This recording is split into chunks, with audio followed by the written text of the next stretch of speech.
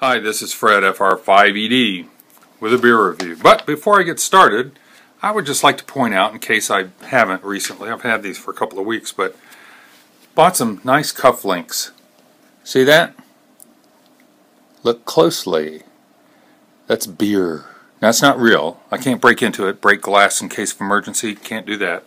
But these are some gorgeous beer cufflinks I found. I was looking for some cufflinks that had to do with beer, and you know, they had beer mugs and things that were very obvious. And you know, at my particular job, you know, I don't want to be advertising anything that overt or obvious. And when I ran across these, they're silver, and I believe the guy must make them here because he had all sorts of different things with similar backings. But when I saw these, I thought, great, they just look, you know, just like a nice abstract white and golden, you know, color. But if somebody were to look closely and knew what they were looking for anyway, you would see it's a nice, you know, beautiful depiction of some beer. I know that's not really clear, but trust me, they look great. I get lots of compliments on them. Anyway, back to the subject at hand. That would be our beer review. I forgot to turn on my auxiliary lighting here. Let's turn that on. See if that makes a difference. Hey, that's what I look like with a little more light.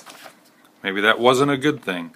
Okay, today I'm going to be looking at Victory Hop Wallop.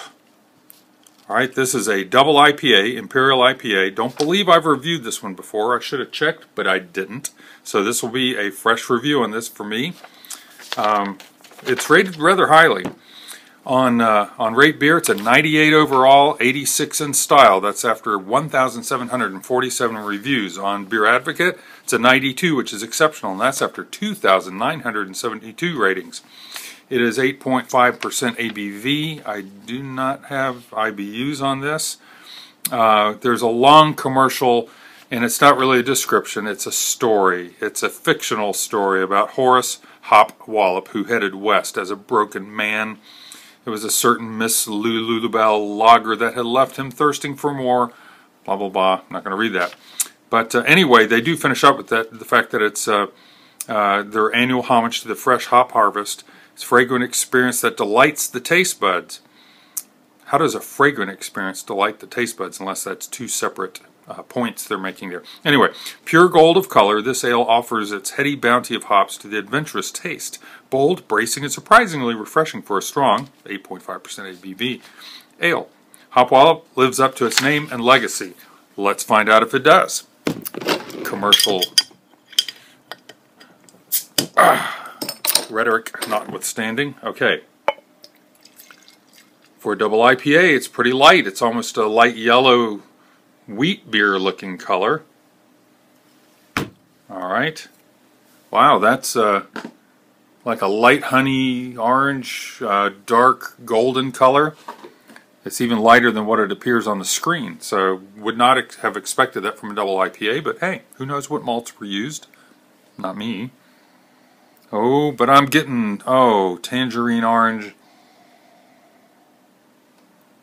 Definitely the citrus medley there. Little bit of pineapple, don't really smell any melon. Maybe a little pear, but most, and as far as pine or grass, not really. Okay, and it's not a, and let me switch this around some more. It's not a real pronounced, overwhelming hop aroma that you might think from a double IPA with a name like Hop Wallop. I'm going to warm that just a moment here.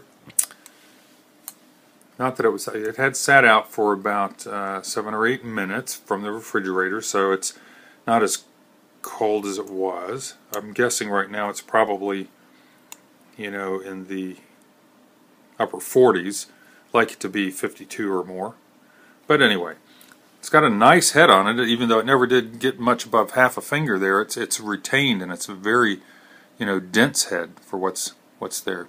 Mostly small, tiny bubbles with a few large ones. Okay, a little hazy, but don't mind that whatsoever. Alright, let's give it a taste.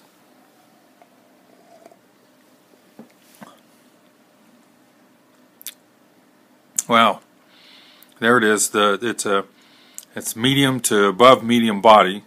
Definitely kind of coats the mouth there.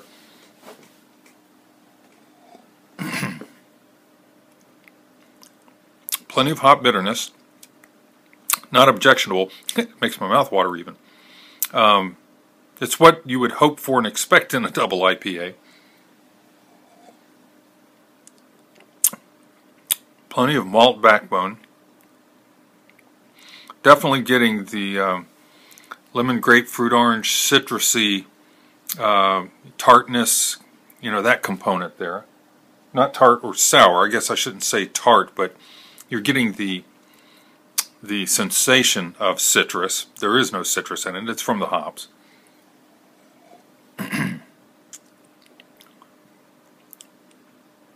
The malt's not forward. It's definitely about the hops. Well, hop Wallop being its name.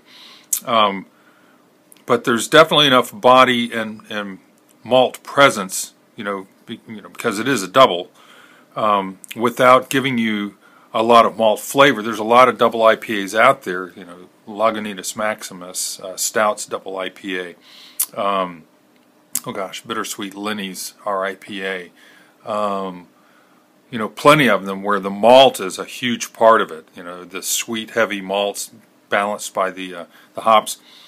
This is more along the lines of, well, nowhere near a Pliny the Elder, but something that's very dry with very little malt presence, and it's mostly about the hops, the super infused hops.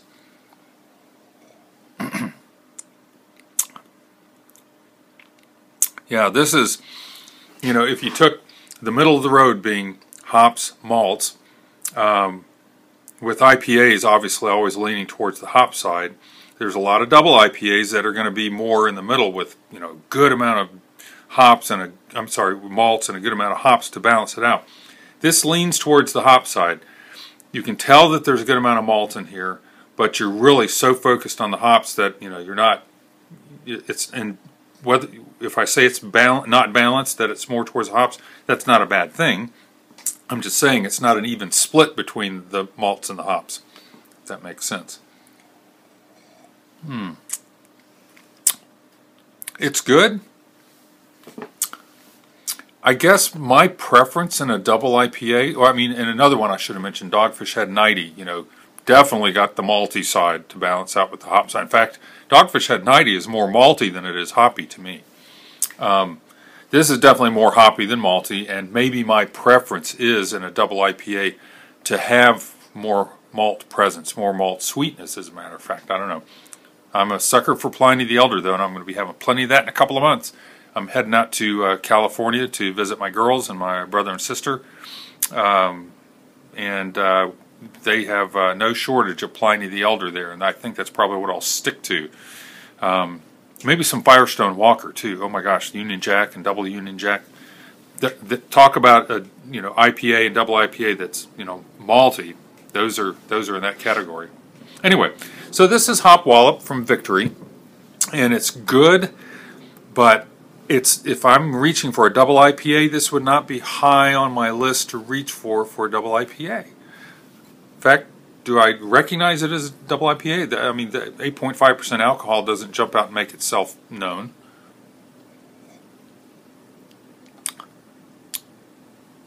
It's almost like it's a robust IPA that's focused on the hops. So, whatever that's worth.